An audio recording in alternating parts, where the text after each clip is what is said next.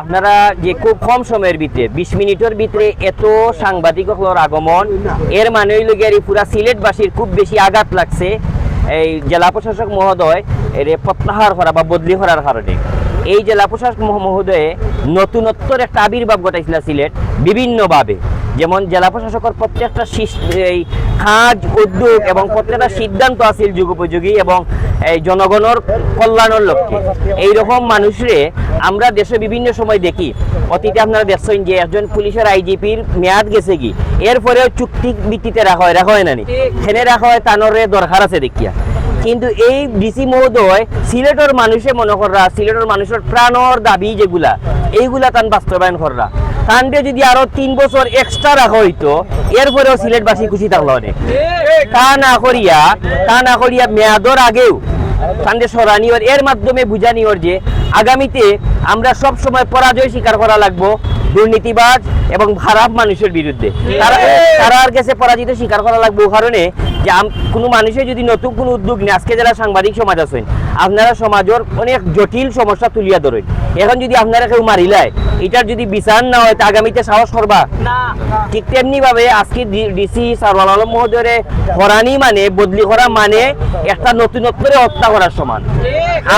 আমরা সিলেটবাসী এটা মানিয়ে নেই না, প্রতিবাদ করি, প্রতিবাদ জানাই এবং এইরকম যারা কাজ জড়িত তারার যে হাত লম্বা এটাও বিশ্বাস করি না আমরা। কারণ এর প্রমাণ হইল গিয়ে এই প্রচুর বৃষ্টি, কি পরিমাণের বৃষ্টিদের অন্ধকার এই মুহূর্তে সারা সিলেট, এই মুহূর্তে মানুষের স্বতঃস্ফূর্ত সারা দিছেন, সাংবাদিক সমাজ সহ মিডিয়া প্রত্যেকটা মানুষের সারা দিছেন। এতে বোঝা যায় এইরকম ডিসি সিলেট দরকার আছে। আমরা তীব্র নিন্দা প্রতিবাদ জানানির পাশাপাশি অনুরোধ করবো এই ডিসি রে যাতে রাখা হয় এবং আগামীতে যত ডিসি আইবা তারা যাতে সাহস করতে পারেন যে আমি আরো সারওয়াল আলম 2 হইতাম, 4 হইতাম, 6 হইতাম। কারণ আমরা নিচে দিয়ে যেতাম চাই না, আগুয়ে যেতাম চাই, যুগখন আগুয়ে যাওয়ার। আজকে আমরাও আতঙ্কিত, মনে করুক আমরা কোনো না কোনোভাবে যদি জনপ্রতিনিধি হই তার মানে ডর থাকবো, ঢাকা থেকে যদি আমার একটা প্রত্যাহার করিলায় আমার স্বার্থে, আমরার স্বার্থে, সাংবাদিকতার স্বার্থে, নতুন মেধা প্রতিভার স্বার্থে আমরা প্রতিবাদ করতে হইব। এই ডিসিরে পুনর্বহাল করা এবং এটা বাতিল করার দাবি জানাইলাম। ইনশাআল্লাহ সিলেটবাসী ঐক্যবদ্ধ, সিলেটবাসীর মন জয় করছেন। তাই যদি সিলেট তা হইল না, সিলেটবাসী তার কাছে কৃতজ্ঞ যে কাজগুলা করছেন আরো কাজ করতে পারলাম না, এই সিন্ডিকেটের খাতরে করা সম্ভব না। আমরা দাবি জানাইবো, আমরা দাবিটা রাখবো ইনশাআল্লাহ।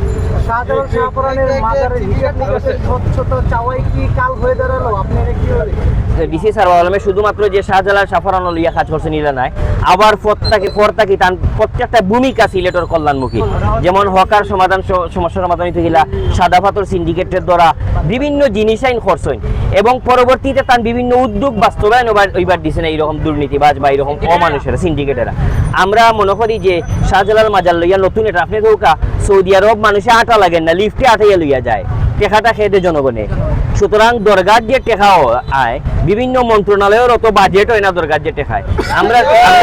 আমরা জানি যে পাগলা মসজিদও 2 কোটি 3 কোটি টাকা জমাইগুলা বিভিন্ন কাজ হয় এবং পৃথিবীর অন্যান্য দেশও এইরকম একটা মানুষের তো দে চ্যারিটি উদ্দেশ্যে, মানুষের দরগার টেকা দে কোন উদ্দেশ্যে দে, যা আল্লাহর রাস্তায় দে এইগু খই লাগতো গরিব যথা মসজিদ মাদ্রাসাত 100 বছর আগে দরগারি বিল্ডিং হয়েছিল যেটাতে আমরা নামাজ পড়ি, মাদ্রাসারও উন্নতি নাই, মসজিদের উন্নতি নাই। সুতরাং এটার যুগোপযোগী এবং সঠিক সিদ্ধান্ত আসিল এবং অন্যান্য আরো কারণে সিন্ডিকেটের সহ্য হয়েছে না, এর লাগি উনারে বদলি করা হয়েছে।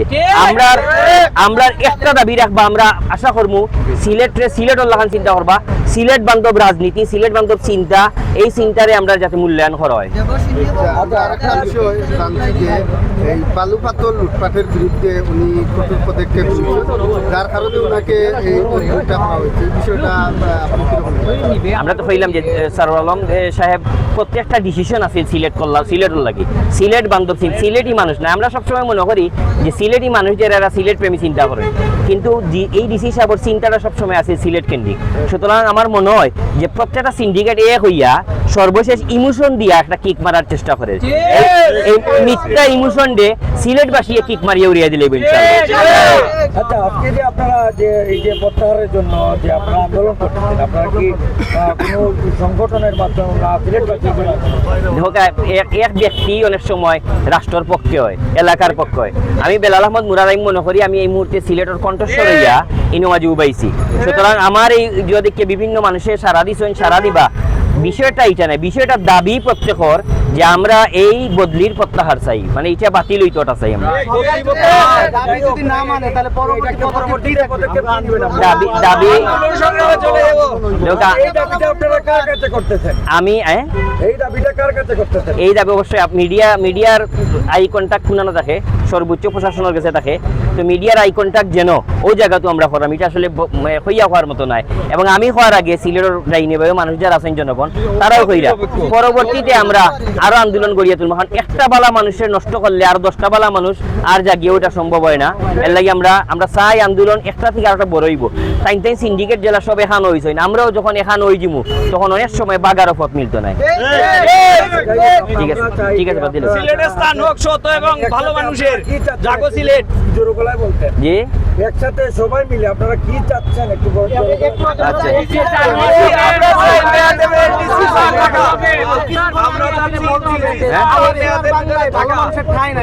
তাই নাকি? আমার সোনার বাংলায় ভালো মানুষের তাই নাই, আমার সোনার বাংলায় এই কথা আমরা বিশ্বাস করি না। বালা মানুষ থাকলে বাদ মানুষ উবাইবার সাহস পাইতো না ইনশাআল্লাহ। Thank you.